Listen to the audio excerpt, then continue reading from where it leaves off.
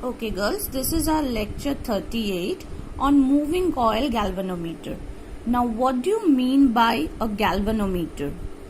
A galvanometer is a device which measures or detects small currents. Okay, you will see such devices in your lab where you will find a device, a square box with G, A, V, such things are written. A for ammeter, V for voltmeter, and square box where G is written, that is the galvanometer.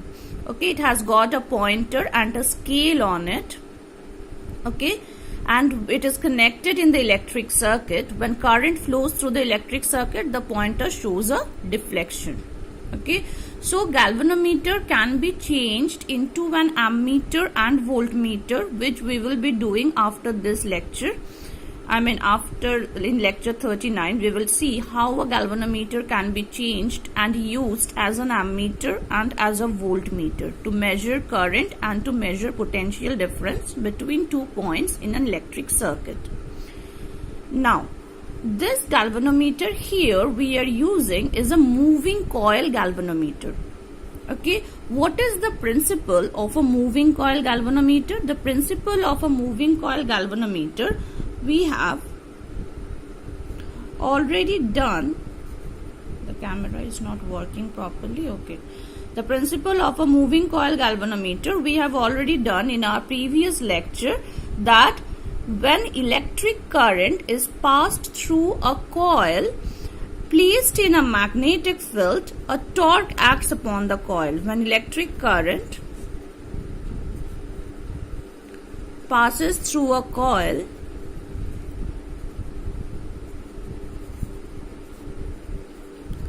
placed in a magnetic field,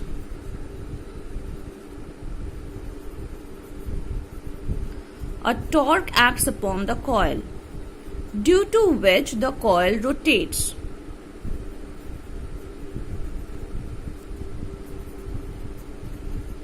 Okay, due to which the coil rotates.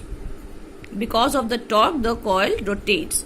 This is the principle of a moving coil galvanometer. Okay, so what basically the moving coil galvanometer, the construction is like this. This is the torsion head.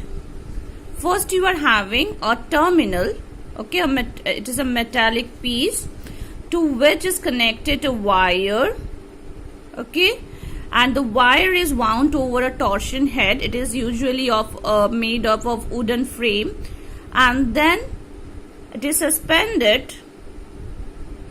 This wire is a fine wire of phosphor bronze. We will let you know why it is made up of phosphor bronze. Okay, and from this wire is suspended the coil. The coil is wound over a soft iron core. I'll let you know the purpose of soft iron core. The coil is insulated copper wire. There are many turns of the coil and this is insulated. Why insulated? So that one turn of the coil does not come in contact with another turn of the coil. Else there will be an unsymmetric flow of current and there will not be any current. Okay, through the coil. There won't be any current through the coil. Okay, now this is the spring. It is attached to a spring and the spring is attached to another terminal. Okay, this is the terminal T2. So there are two terminals, T2 and T1. This is the insulated copper wire. It's wound over a soft iron core. This is the core. Okay, this is the spring. And so we will come back to this construction. Say we are having a coil. Okay, we choose a coil having many turns. Why do we choose many turns? Why didn't we choose a coil of a single turn?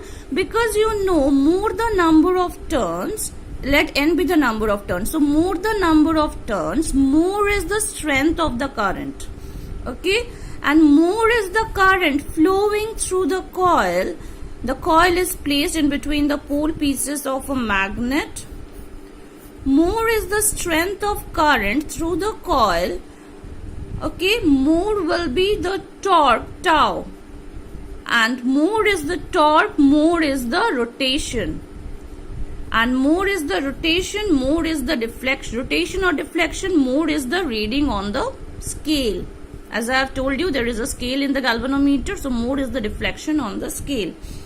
So when current, we choose a coil having many turns, okay, and it is placed in a strong magnetic field. Why is it placed in a strong magnetic field? Because same reason, more is the strength of the magnetic field, more will be the torque, more will be the rotation of the coil, and more will be the deflection on the deflection and rotation the same thing, more will be the reading on the of the pointer on the scale. Okay, so when current to be measured is sent through the coil, okay, the coil, a torque acts upon the coil. See, you can see the coil is placed in between the pole pieces of a magnet. This is the direction of the magnetic field from north pole to south pole. And what is the angle between the magnetic field and the area vector? What is area vector? If this is the direction of the current through the coil, it is flowing in anti-clockwise direction, you can see. If this is the direction of current through the coil, then how do we find the area vector? We do it by right hand rule. Right hand rule. What is this right hand rule? We curl the fingers of the right hand in the direction of the, you can see I'm curling the fingers of my right hand in the direction of the current, then the thumb points in the direction of the area vector. Okay, or you may also say perpendicular drawn to the plane of the loop, outward normal drawn to the plane of the loop is the area vector. So this is the magnetic field and this is the area vector, that this is the magnetic field, the angle between them is theta. Okay, you may also say it in terms of magnetic moment M and magnetic field. What is the direction of magnetic moment? Same way we find it out by right hand rule. Okay, we curl the fingers of the right hand in the direction of current. See, anti-clockwise direction I'm curling. Then the thumb points in the direction of the magnetic moment. So magnetic moment is in outward in this direction. Okay, I'm curling it. It is not exactly in the plane of the, this coil is not exactly in the plane of the magnetic field. It is a bit tilted, you can see. So I'm curling it like this. It is a bit tilted, so I'm curling it like this, and this is the direction of the it's actually inside, outward. It's a dot. It's not like this. It is just a dot. Okay, so this is the direction of the magnetic field, and dot means outward to the plane of the coil. That is the direction of the magnetic moment. Okay, the angle between them is theta. And if you want to draw the area vector, is just normal to the plane of the coil. Okay, outward normal to the plane of the coil. So coming back, the coil is placed in the magnetic field and current is made to pass through the coil. So what happens? If a coil is placed in a magnetic field and electric current is made to pass through the coil, then the coil experiences a torque due to which the coil rotates.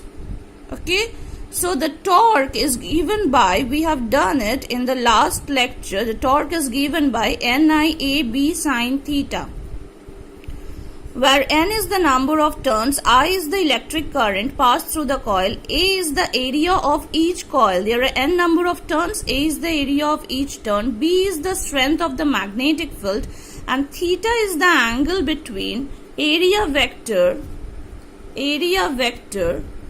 and B. Okay, area vector A and B. Okay, this is B and this is the outward normal. The outward normal is the area vector. It is actually a dot perpendicular to the plane of the page and outwards. It's not exactly like this. It is perpendicular to the plane of the page and outward. So this is the torque acting on the coil. Now suppose when the coil is rotating, what will happen to this wire and this spring?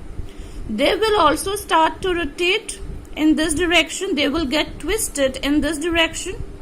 Okay, so suppose this is how the coil is suspended. This is how the coil is suspended. Now the coil is rotating, so this is the external twist. Okay, so if the coil rotates, the wire, the fine wire of phosphor bronze and the spring also will start rotating in the same direction. Or I don't say rotating for a spring and a wire, I say twisting. So this wire and the spring will get twisted in the same direction. Now you must have noticed that when a wire get twisted, when you try, this is the external force, right? It is the external force. It is because of the current and the magnetic field that the coil and the wire is getting twisted. So it is the external twist. Now when you are applying an external twist on a wire, then you have noticed a restoring torque develops in the wire. What is the function of that restoring torque? It is to restore back the wire to its previous position, or restore back the spring to its previous or initial or equilibrium position. Okay, so this external twist will be equal to the restoring torque. Restoring torque means the torque which will try to bring back the coil as well as, sorry, the camera has stopped working.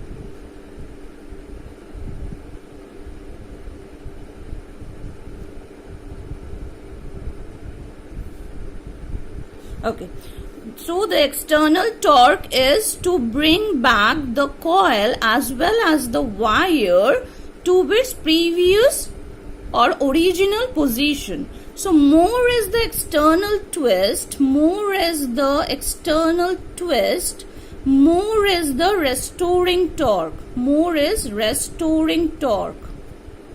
Okay, so have you understood the twist? The twist in the spring and in the wire is because of the rotation of the coil. So that is the external twist, and the restoring torque is the internal property inside, the property of the thread of the spring, the wire and of the spring. Sorry, not thread, the wire and of the spring. Okay, that is the internal property that develops because you are applying an external twist on the wire. So this property of restoring torque develops in the wire. Okay, coming back, more the twist, external twist, more is the external torque. More is the restoring torque. Restoring torque is internal. Okay, and restoring torque we also call it torsional constant. Okay, torsional constant. Torsional strain. It's all getting because of the camera getting disturbed. It's also called torsional strain. Okay, so now we'll continue with it in the next video.